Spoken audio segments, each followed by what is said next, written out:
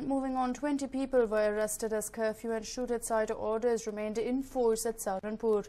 Remember, 3 people were killed and 19 others, including policemen, were injured in the clashes as mobs indulged in arson, after which curfew was clamped and shoot-at-sight ordered yesterday. Prohibitory orders under Section 144 of the CRPC have been invoked in the district and curfew was clamped in 6 areas. Additional forces included from PAC, CRPF, RAF and ITBP have been deployed in the troubled areas. Trouble began when members of one community started construction work at the site in Qutubshir area in the wee hours yesterday, which was objected to by the other group. Both the sides indulged in heavy brick-batting, arson and opened fire, and there were several reports of several shops being gutted in the blaze. Well, even as such violence is being witnessed, several people have gone ahead and blamed the government and the SP government for not going ahead and clamping down on the communal tension that has been taking place in UP. The last time we saw these kind of riots was the Muzaffarnagar riots, and now in Saharanpur as well, communal clashes leading to bloodshed and injuries. We understand that shoot-at-sight orders are present and there's also a curfew, besides which 20 people have been arrested. This violence erupted, in fact, yesterday morning, killing 3 people and injuring over 24 others. And this was, of course, over a patch of disputed land adjoining a Gurudwara close to the city's railway station. Well, in fact, the district administration has deployed about 8 companies of the PAC as well as 10 companies of the CPMF in the troubled areas, and over 50,000 people were displaced in the Muzaffarnagar riots. The hope is situation does not become as bad as that. The rioting began when a group of people gathered outside the Gurudwara and started pelting stones. It started about 6 a.m. that the rioters began their assault and started looting shops in the area.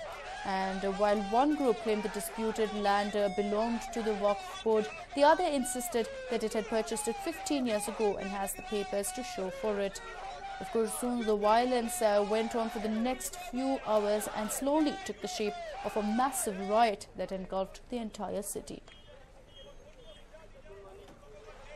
Pregnant woman ended up losing her child in an absolutely shocking case of hospital negligence. An 8-month pregnant woman in Jammu who approached the doctors of a private hospital to get a glucose drip was administered with a drip for abortion without her knowledge. It is understood that the hospital had a mix-up of sorts where this woman along with another pregnant woman had come in and they had mixed the 2 patients up. My colleague Nishita joins us over the phone lines with more details. Nishita, it doesn't get worse than this. The heights of medical negligence coming to light there. Take us through exactly what happened. How was this woman given drips for an abortion instead of glucose? A very, very shocking incident being reported from Jammu, Akshita. Now, what we understand is that 2 cases of pregnancy had come into the hospital, and this was in, while one case of pregnancy was for an abortion, the other case of pregnancy was that of the victims. She was 8 months pregnant and she had just come in for a glucose dose. And what is shocking is the fact that the paramedics who were inspecting the abortion tablet, the abortion pill on her, she kept telling them that all that she wanted was a glucose dose, and they just ignored her. They just ignored whatever she was saying. They just continued with doing whatever they were doing. They did not listen to the fact that the woman was herself trying to warn them. And in just about half an hour, when the victim went back home, she got severe pain in the stomach, and she was rushed back to the hospital, and the doctors realized that that it was impossible to save the child, and also it was the mother also was in a critical condition. So that's when the family members realized that the pregnancy had been aborted by the hospital staff by accident. Now there is a few discrepancies as far as the information regarding the arrest of the accused is concerned here. While certain reports indicate that 2 paramedics as well as the doctor in question have been arrested, the other report says that the doctor in question, the senior senior doctor in question is on the run and they're trying to find him. He has been identified as Amarjeet Singh. Now, the woman in question, the victim, Stuti Sharma, she is a wife of Rakesh Sharma, and she had come into the hospital for a regular checkup and just a glucose dose. And now we understand that she is out of danger, but definitely a trauma that she is undergoing at the moment. At 8 months pregnant, her child has been accidentally aborted, and all because of the negligence of the hospital staff here. What is even surprising is the fact that the other woman who was ideally supposed to undergo abortion, she was not even attended to by the hospital staff. So despite warnings, despite several signs that they could have probably looked out for,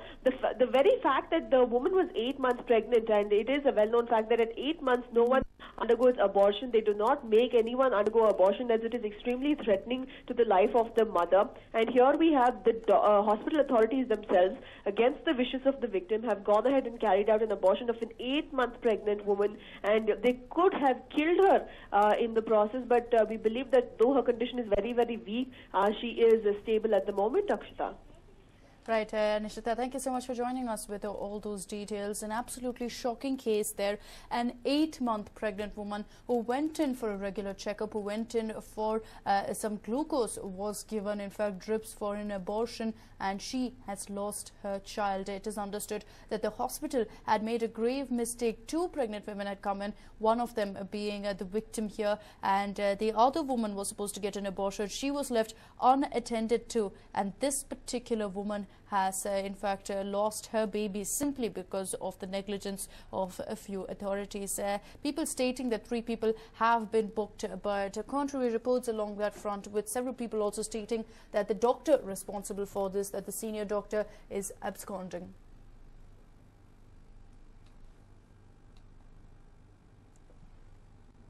Well, it's been 2 days since Sania Mirza Rao emerged, but now Parliamentary Affairs Minister Venkaiah Naidu has come out in the open and backed the controversial BJP leader Lakshman.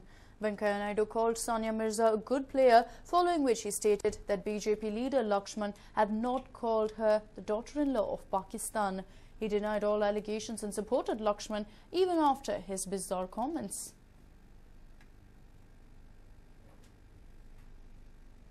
Sania Mirza is a great tennis player.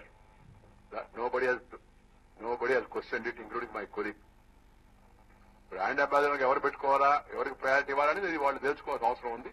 ఆ విషయంలో స్థానిక వ్యాఖ్యానాలు అవి ఉన్నాయి, వాటిపైన నేను వ్యాఖ్యానం తెలుసుకోలేదు. అదే ప్లేయర్, షీఈ్ రికగ్నైజ్డ్. ఎవరు అంబాసిడర్ గా, ఎవరికి కమిట్మెంట్ ఎక్కువ ఉంది, ఎవరు తెలంగాణ రిప్రజెంట్ చేస్తున్నారు బాగా, ఎవరు తెలంగాణకి సింబల్ గా పనిచేస్తారు, ఎవరు అధికారం తెలంగాణ ప్రజలకు, ఎవరు తెలంగాణ ఇంట్రెస్ట్ కాపాడతారు అని అనుకునేది ఇది ప్రభుత్వం యొక్క వాళ్ళ యొక్క వివేచనపై ఆధారపడి ఉంటుంది. నేను I don't want to make any comment on that. And that was the statement made by Venkaiah Naidu. Being a senior BJP leader, of course, it was expected that maybe he would condemn that statement. But in a bizarre twist, the senior leader has gone ahead and backed his MP, saying that Lakshman has not said anything of the sorts and that he has never called Sania Mirza the daughter-in-law of Pakistan. He only went on to state that Sania Mirza is a very good tennis player. No one questions that. But the question everyone's asking is whether, in fact, she has the credentials to become the brand ambassador of Telangana. I take strong exception to Sri Anand Sharma's charge accusing the government. Moving on, parents from the Vibgyor High, along with the Lok Satta party members, took out a protest march today from Town Hall to Freedom Park against the 6-year-old rape that shook the city. Well, a huge number of people there in a largely peaceful march went ahead and sent out a number of recommendations to the government. What was rather unique about this particular protest was that they had solutions at hand. They wanted the government to implement certain recommendations that they had put forth for the better safety of women and for the crimes to reduce. Besides that, there were also a lot of parents who were present from Vibgyor High, and it wasn't just them. Concerned parents from across the city had gathered. Now, the reason they were together was was to put across a very strong message. Remember, the school reopens tomorrow, and what they wanted was that other parents also decide to go ahead and come out and not send their children to school. They claim that safety should be the first priority, not education, and that the government should probably come forward, provide some sort of breather for the parents and give a directive for other schools to let these children into their schools and then of course take things forward. But as of now, several of the parents have appealed to the other parents of Vibgyor High to go ahead and not send their children to school as a form of protest to ensure that until everyone who's responsible for this particular incident is brought to book, and this will also go ahead and put more pressure on the school management, is what they claim.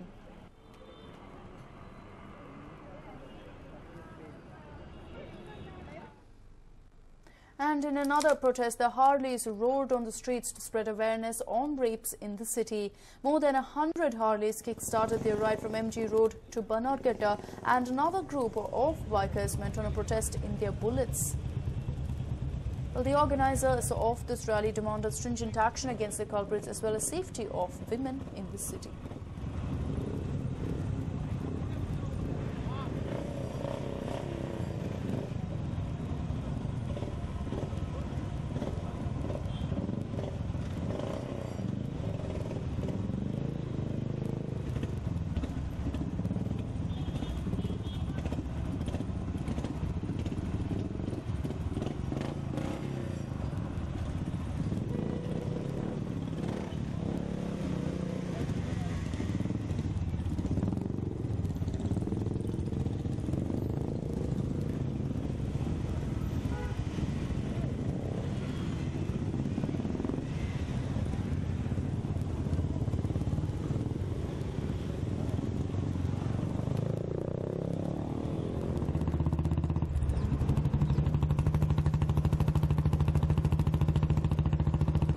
This was a protest by all the owners of Harley Davidson in the city. They came together for a cause. Not just did they attract a lot of attention, but they used that to go ahead and send out a strong message to stop crimes against children as well as women in the city.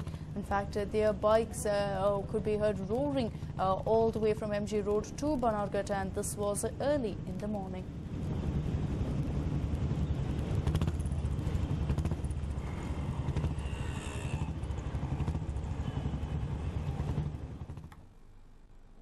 Well, another woman in Chikbalapur has cried sexual assault from one Bharat of the same locality. When the residents of the locality learnt of the incident, they tied up Bharat to the pole and beat him up left, right and centre. The JB Manakar police has filed a complaint and investigations are currently underway. Sir, media ko chance kodi sir ಮಾತಾಡಬೇಕು sir ನಾನು ಮಾತಾಡಬೇಕು ತುಂಬಾ ಅನ್ಯಾಯ ಆಗಿದೆ sir ತುಂಬಾ ಅನ್ಯಾಯ ಆಗಿದೆ sir ನನಗೆ ಏನಾಗಿದೆ sir sir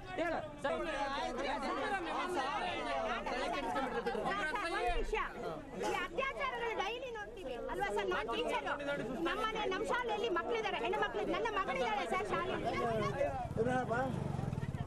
sir media ko chance kodi sir ನಾನು ಮಾತಾಡಬೇಕು ಸರ್ ನಾನು ಮಾತಾಡಬೇಕು ತುಂಬಾ ಅನ್ಯಾಯ ಆಗಿದೆ ಸರ್ ತುಂಬಾ ಅನ್ಯಾಯ ಆಗಿದೆ ಸರ್ ನನಗೆ ಏನಾಗಿದೆ ಸರ್